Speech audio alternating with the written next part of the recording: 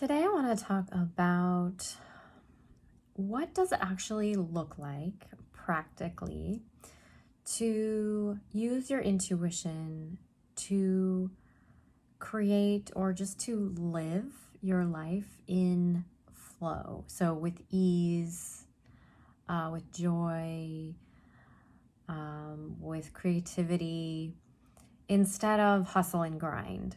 So, I love talking about flow and instead of hustle, but I want to give you a practical example from my own life and I'll show you kind of how this works. And it's just basically the creative process. So, when we are super fixed on the outcome and we think we know the exact way to get there, then there's no room for our intuition and for us to observe other ways. So that's called a fixed mindset instead of a growth mindset.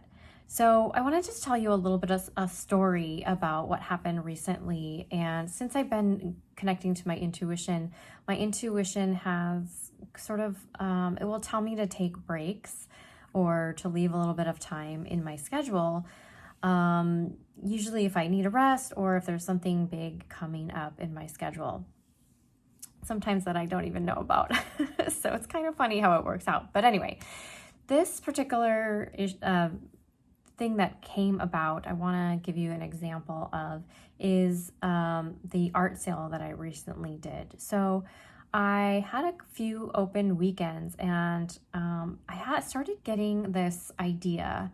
And so this is how I want to give you an example of how the creative process works with your intuition and can lead you into flow. So I had this thought, what if I did an art sale? So we're moving and I want to get rid of stuff. I want to, make some money. And this idea just came into my head. What if I had an art sale, like a pop-up in front of my house, which I've never even thought about before and seems totally weird. Like I'd never have heard of anybody doing this without some kind of larger group show involved. So it sort of came out of nowhere. And luckily in my schedule, I had time to kind of play around with the idea, right? So I used to, whenever I had got an idea, I would just be like, okay, I'm going to do it. I'm just going to do it, which can be fine sometimes. But for me now, it's really important to get into that open mindset and really play around with the idea and get myself kind of used to it and open to it and see what kind of ideas come from that.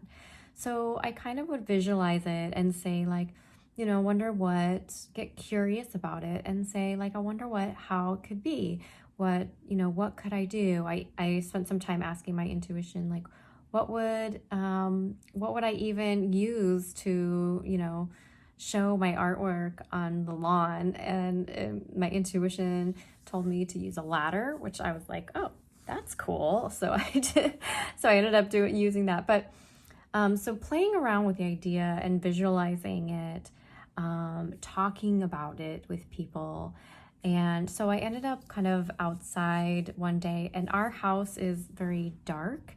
So I couldn't wrap my head around the idea because, our mind will start kind of giving you reasons why you can't do it, or making you sort of stuck with the idea of like, how can I gotta figure this out. So my mind was like, I gotta figure out how I can do this because our house is very dark. There's a lot of trees on the outside, so it would be hard for people walking by to even see a sale. So I was outside one day and my next door neighbor, my good friend, was outside, and I was telling her, so part of the process is talking about it with somebody you trust, telling her that I wanted to do this sale, and she said that, why don't you have it on my lawn? So her lawn is very sunny and open. And so I was like, man, that would be perfect. So that's how, it begins to fall into place, right? So you have an idea, you begin to ruminate, think about it, daydream about it. You begin to talk about it.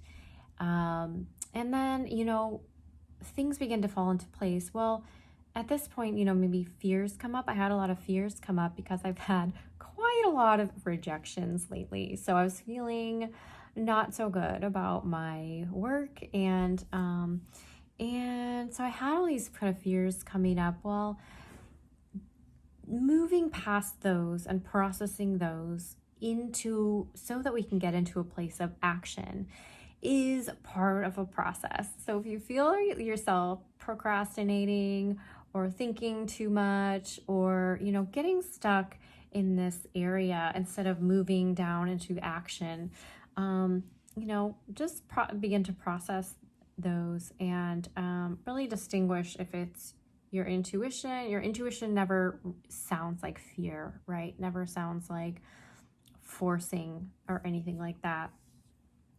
So I kind of moved past those fears and just began to play with the idea of like, what, holding on to this idea of having a sale loosely. So is it going to make or break me?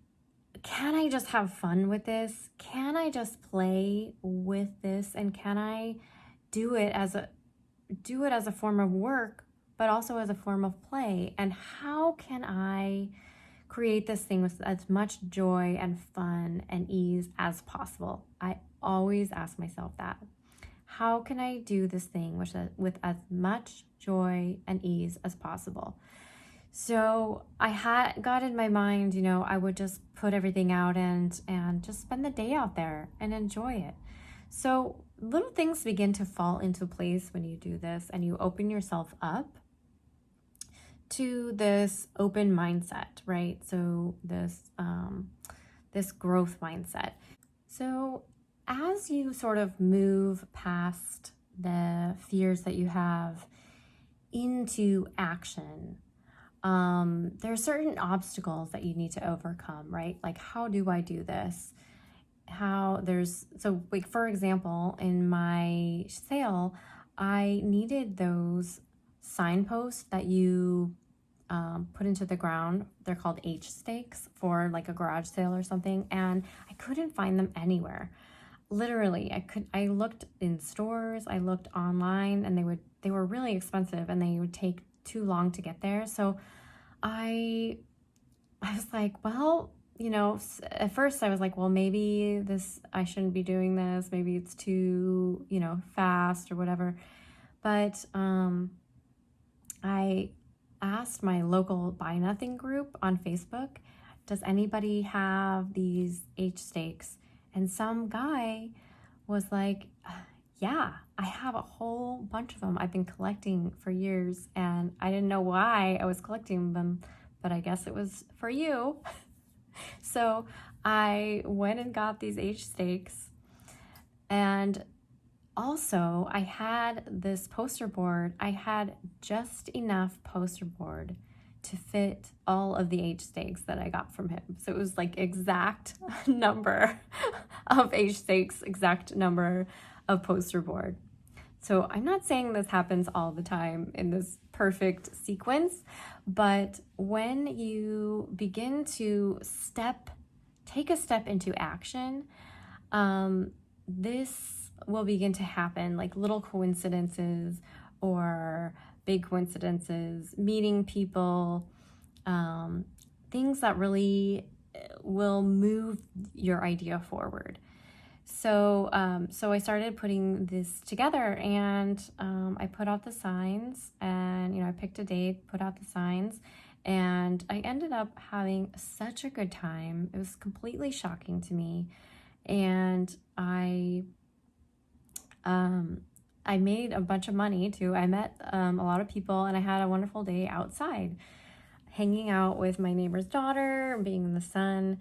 So it all worked out really well. And I just thought it was such a great example of following your intuition's lead in every way, and really being open to how the creative process flows through you.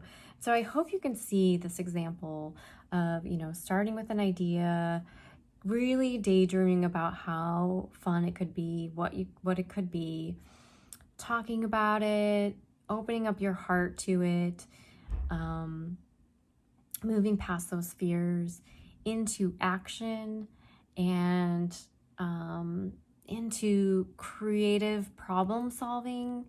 And then the last part of it is sort of letting go of expectations, right? So you have a goal, but you're letting go. I wasn't too worried if I made any money or, of course I wanted to make money, but I wasn't attached to like how much or a specific result. I just made it about how can I make this as fun of an experiment and what will I learn from it, right? So I hope you have enjoyed this as an example of how you can practically use intuition in your life. And I'm not saying that it's this easy all the time, right? There's so much resistance and so much that we just encounter in the world that we run up against. But ideally, for me, I really want to live in flow as much as possible. So that means going through this process in every day, listening to my intuition and planning, but also being open. So if you have any questions, message me. And if you want to get to know your intuition and be able to trust it further, please message me or sign up for an intuitive session on my website.